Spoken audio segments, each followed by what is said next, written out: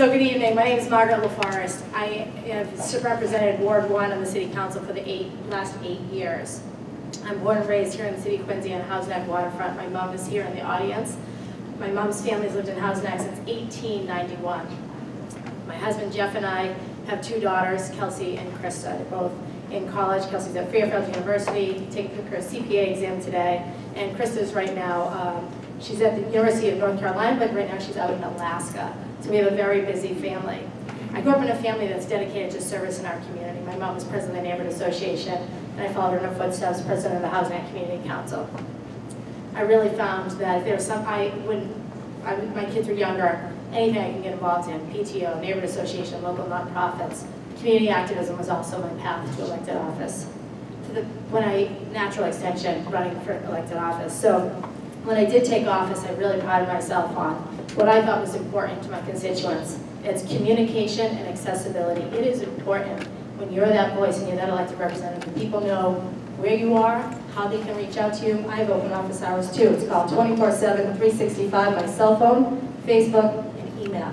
I'm out there and I pride myself on my responsiveness to my constituents. People know they can come to me for help, and there's actually some here in this neighborhood who I've worked with on many issues. I submit, every month I do an e-newsletter to my ward constituents.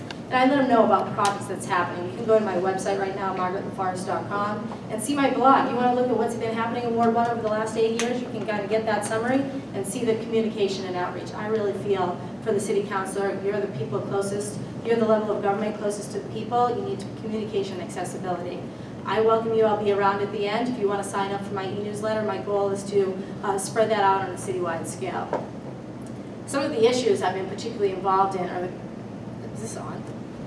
Is the coastal issues. So they call me the coastal counselor. I had my boat license before I had my car license. I had a skiff, I don't know, Mom, I was like 10, traveling around the Boston Harbor Islands. I think that our waterfront is one of the best assets in Quincy, and there's no need to go to the Cape. I know some of you whose doors I've knocked on, you know, we share the appreciation of the nature around us, right? So you've seen the osprey and the egrets and the herons, and I start my every morning with some peaceful moment along the waterfront. The ferry was a great topic that we talked about. Traffic and parking are the worst issues in the city. We won't get too much into it. You really covered that with the Ward 6 councilors, but 4 stations under construction at the same time. We need a strong mitigation plan, and we do need permanent ferry service. What I just posted on my Facebook while I was listening to them was the Boston Harbor Now survey. So Boston Harbor Now is a nonprofit that connects a lot of the interests of Boston Harbor, whether it's the Boston Harbor Islands National Park area, the Friends of the Harbor Islands, the government agencies that are involved. And we're really trying to capture not just what's Quincy's ferry situation, but what's water transportation in general in the greater Boston area, right? Not only is it Quincy's problem with traffic coming through our city, we have the entire South Shore commuting through twice a day. So we ask that you take that ferry survey. We want to hear, what is it that you want from ferry service? What do you want here from Quincy? What do you want specifically from Marina Bay? There's a lot of us, it's great to say, let's get ferry service coming out of Marina Bay. That would be convenient for me to go to the airport, for me to go to dinner in Boston, or to commute in Boston. But what does that impact for you, the residents of Marina Bay? Your voice needs to be heard. 30 seconds. 30 seconds. So I think we'll leave that up to the other coastal issue I think is really important. In particular, it impacted a lot of you is the flood map issue. When FEMA implemented new flood maps, that's a federal problem.